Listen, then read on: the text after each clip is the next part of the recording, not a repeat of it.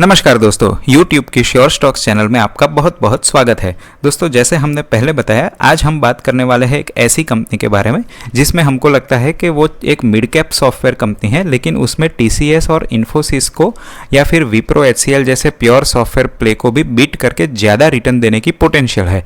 दोस्तों, सॉफ्टवेयर में दो टाइप की कंपनी रहती है। एक रहती है एक इंजीनियरिंग कंपनी या जो खुद प्रोडक्ट या सर्विसेज को डिज़ाइन करती है, और दूसरी होती है प्योर सॉफ्टवेयर बनाने वाली कंपनी, जैसे ये TCS, इन्फोसिस वगैरह हो गई। लेकिन ऐसी बहुत कम कंपनी रहती है जो खुद ही प्रोडक्ट डिज़ाइन करती है और खुद ही उसके सॉफ्टवेयर बनाती है, और ये दोनों में वो मार्केट लीडर हो।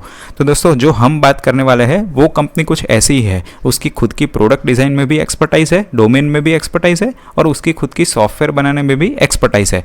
तो ये दोनों के बारे में हम बात कर रहे हैं। इसके लिए ये यूनिकली प्रपोजन है दोस्तों कि प्योर सॉफ्टवेयर प्ले कंपनी से वो आगे जा सकती है। तो दोस्तों, इसके कुछ फंडामेंटल और फाइनेंशियल देखने से पहले बेसिक इन्फॉर्मेशन देख लेते हैं। देखो, जो हम कंपनी के बारे में बात कर रहे हैं उसकी मार्केट कैप करीब 28,500 है, और उसका जो मार्केट कैप के हिसाब से ये एक मिड कैप कंपनी है। लेकिन हमको लगता है कि इसमें एक पोटेंशियल है लार्ज कैप कंपनी जल्दी बनने का, और इसका PE रेशियो 42 का है। आपको लेके के यहाँ थोड़ा ज़्यादा लगेगा दोस्तों, लेकिन टेक्नोलॉजी कंपनी में जनरली PE रेशियो 30 का तो हमने एवरेज देखा ही है, और जो ग्रोथ पोटेंशियल जिस कंपनी में ज़्यादा होती है उसमें PE रेशियो ज़्यादा है। लेकिन इसका कोई ये मतलब नहीं है कि आप आज के ही दिन में ये कंपनी के सभी शेयर उठा लो, क्योंकि हम कोई भी कंपनी का एनालिसिस फंडामेंटल और टेक्निकल दोनों के बेसिस में करते हैं। तो हम टेक्निकल एनालिसिस में भी आपको बताएंगे कि इसको हम कब उठा सकते हैं। दोस्तों, एक डिविडेंड यील्ड भी आप देखोगे तो ये अच्छा खासा देती है। अगर हम इसके रिटर्न की बात करें तो लास्ट एक वीक में ही 10% का रिटर्न इसने दे दिया है। काफ़ी अच्छा रनअप दिखाया है। 3 महीने में 13% का रिटर्न, और एक साल में तो ये कंपनी का शेयर लगभग 2.5 गुना हो गया है। 3 साल पहले जो उसका मार्केट प्राइस था वो करीब 900 रुपीज़ था, और आज के दिन में 2700 के रुपीज़ के करीब है। तो यानी 300% का रिटर्न ही 3 साल में ऑलरेडी दे चुकी है। हाँ, एक कोविड के टाइम में आप यहाँ देख सकते हो, अराउंड मई 2020 में इसमें एक डीप देखने को मिला था। लेकिन ये डीप तो सभी मार्केट की, पूरे शेयर मार्केट में देखने को मिला था। इसमें कोई फाइनेंशियल हमको ऐसा कोई तकलीफ नहीं था, और वो भी हम आगे एनालिसिस करेंगे कि ऐसे गैप को हम कैसे आइडेंटिफाई करके यूज़ कर सकते हैं अपने प्रॉफिट के लिए। अगर इसका हम कुछ फाइनेंशियल की बात करें दोस्तों, तो देखो, जो इसका सेल है, मैंने लास्ट एक साल का इसका सेल्स की फिगर यहाँ रखी है। क्वार्टरली ये 1500 करोड़ के करीब एक सेल्स पोस्ट कर रही है। और जब ये डीप आया था कोविड का, हमने शेयर प्राइस के चार्ट में देखा, तब भी इसके शेयर ऑलमोस्ट सेल्स उसके स्टेबल थे। आप देख सकते हो 10 से 15% से ज़्यादा गिरावट इसमें नहीं आई थी।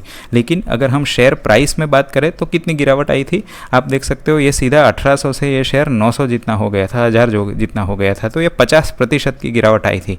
तो हम ऐसे गैप ऐसे आइडेंटिफाई कर सकते हैं दोस्तों। अगर फाइनेंशियल में 10% की गिरावट आई और शेयर में 50% गिरावट आई, यानी मार्केट इसको थोड़ा ज़्यादा ही ओवर रिएक्ट कर सकता है।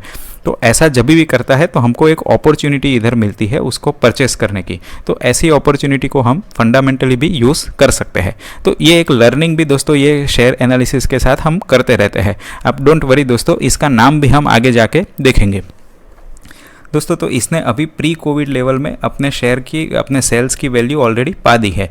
और अगर हम प्रॉफिट की बात करें तो प्रॉफिट, हाँ, बीच में ज़रूर डीप हुआ था, क्योंकि उसके जो वेरियस क्लाइंट है वो भी एक स्ट्रेस में थे और उनसे पेमेंट थोड़ा डिले हुआ था। इसके लिए प्रॉफिट में इनका कुछ ना कुछ थोड़ा डीप हुआ था, लेकिन वापस ये नॉर्मल की तरफ आ गई है। तो कभी भी हम दोस्तों कंपनी को एनालिसिस करते हैं तो 1 या 2 क्वार्टर के रिजल्ट नहीं देखने के, उसके आगे के रिजल्ट भी देख के फिर निर्णय लेना है दोस्तों। इसकी EPS की बात करें तो सिमिलर टाइप का आपको चार्ट देखने को मिलेगा, क्योंकि प्रॉफिट डिवाइडेड बाय शेयर से ही हम EPS निकालते हैं। तो ये EPS भी आपको प्री कोविड के नज़र में आते हुए देखने को मिलेगा, जो क्वार्टरली 17 to 18 रुपीज़ का ये पोस्ट कर रहा है। तो अगर इसके हिसाब से प्रोपोर्शनेटली हम बात करें तो ये कंपनी का जो शेयर प्राइस अभी 30 to 32 PE में आपको देखने को मिलेगा, क्योंकि ये जो लास्ट 2 क्वार्टर में उसमें थोड़ा ज़्यादा ही गिरावट आई थी, इसलिए आज के दिन में उसका PE रेशियो 40 देखने को मिल रहा है। लेकिन अभी आगे जाके ये जैसे ही नॉर्मल सी की तरफ पहुंचेगा तो ये PE रेशियो वापस 30 to 32 हो जाएगा। तो दोस्तों, ऐसे अपने को एंटीसिपेशन भी अपना लॉजिक लगा के करना है। दोस्तों अभी प्रमोटर्स के होल्डिंग के बारे में बात करते हैं। तो देखो जो सेबी की गाइडलाइन है उसके हिसाब से 75% से ज़्यादा कोई भी प्रमोटर अपनी कंपनी में हिस्सा नहीं रख सकता है। और यहाँ हम प्रमोटर की अगर होल्डिंग की बात करें तो ये पूरा ब्लू कलर का पाई है वो प्रमोटर का है 74.27%, यानी करीब करीब जितना सेबी ने बोला है उतना ही प्रमोटर ने अपना स्टेक रखा है। यानी इस हमको एक ज़बरदस्त प्रमोटर का कॉन्फिडेंस दिखाता है ये कंपनी में अपने शेयर के लिए। और इक्वल कॉन्फिडेंस दोस्तों आप देखेंगे तो FII का भी है 9% के करीब और DII का भी इतना ही इक्वल कॉन्ट्रीब्यूशन है। दोस्तों ये बहुत ही अच्छी बात है। देखो जो अच्छी कंपनी रहती है उसमें FII और DII दोनों इक्वल कॉन्फिडेंस दिखाती है, वरना आप देखोगे तो FII सेल करती रहती है, DII बाई करती है, या DII सेल करती है तो FII बाई करती है। लेकिन अगर आप यहाँ देखोगे तो दोनों का इक्वली एक कॉन्ट्रीब्यूशन हमको देखने को मिलेगा, तो ये भी एक बहुत ही अच्छी बात है। दोस्तों अभी हम इसके टेक्निकल चार्ट की बात कर देते हैं। तो पहले मैं उसके पहले आपको नाम बता देता हूँ। ये जो कंपनी की हम बात कर रहे हैं वो है L&T टेक्नोलॉजी सर्विसेज, और ये मैंने इसका कैंडलस्टिक पैटर्न का चार्ट दिखा दिया है। दोस्तों अगर आप यहाँ देखेंगे तो एक कंसोलिडेशन फेस में ये स्टॉक था और उसके बाद वॉल्यूम के साथ जहाँ भी उसने अपवर्ड ब्रेकआउट दिया उसके बाद वापस आप देखेंगे तो हायर हाइस एंड हायर लोस, ये एक बहुत ही अच्छी पैटर्न है। दोस्तों ये बुलिश ट्रेंड की पैटर्न है। जब भी कोई कंपनी का शेयर हायर हाई यानी उसका जो हाई है वो पिछले हाई से हाई है और उसका जो लो है वो पिछले लो से हाई है, तो ये कंटिन्यूसली एक बुलिश पैटर्न में है, तो ये एक अपने लिए अच्छी बात है। तो अभी क्या हम उसको शेयर में इन्वेस्ट कर सकते हैं? तो सबसे पहले दोस्तों हमको इन्वेस्ट कितना करना है, जैसे मैंने पहले बताया था लंबी इन्वेस्टमेंट के लिए आपको कम से कम आपके पोर्टफोलियो में 20 शेयर रखने हैं, राइट। और आपको एक शेयर में 5% से ज़्यादा आपकी टोटल अमाउंट कभी भी इन्वेस्ट नहीं करनी है और मिनिमम आपको एक टाइम में 1/3 इन्वेस्टमेंट ही करनी है। तो एक एग्जांपल ले लेते हैं दोस्तों, आपके पास करीब लेटेस्ट से 10 लाख रुपया है, तो आपको 10 लाख डिवाइडेड बाय 20 करके आप 50,000 रुपया एक शेयर में इन्वेस्ट कर सकते हैं और 50,000 का एक टाइम में आपको 1/3 यानी 15 से 20,000 रुपया ही इन्वेस्ट करना है। तो अगर आपके पास 10 लाख रुपये का शेयर में इन्वेस्टमेंट करने का आप सोच रहे हो तो एक टाइम में एट अ टाइम L&T में आप 15 से 20,000 रुपये ही इन्वेस्ट करना है। और वो कब करना है दोस्तों? जब भी ये स्टॉक बुलिश ट्रेंड में आए तभी करना है। तो अभी ये बुलिश ट्रेंड में है, हाँ ये है।